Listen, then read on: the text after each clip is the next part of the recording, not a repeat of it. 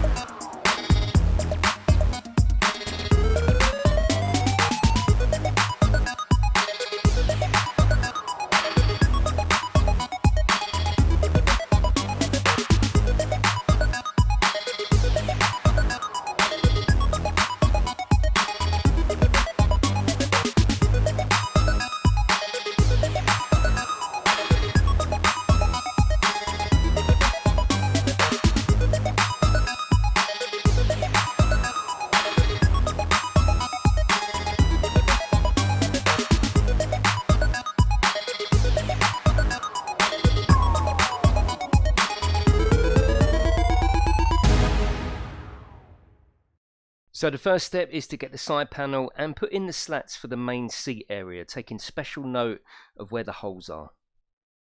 Now it's time to locate the other side of the seat assembly, and just take your time with this. You don't want to scratch the black coating. If you take your time, it will all slot in. Using these three items, it is time to start bolting the back end of the seat together. The bolts are quite a snug fit, but it all fits in. Next up is the base of the unit itself. This large piece is quite a tight fit, but matched up with the strengthening bars ensures a really strong construction.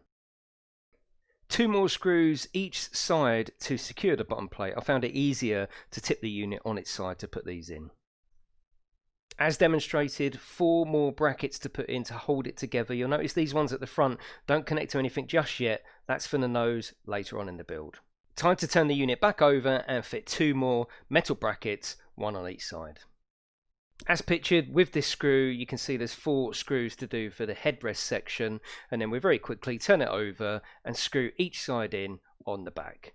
Next you can slide the headrest section into place, securing it with just two screws on the base. Time for the lower wings. You can see the screw positions here. Once screwed in both sides, this is how it should look. Now it's time to fit the seat panels, and these just slot into place and are bolted underneath.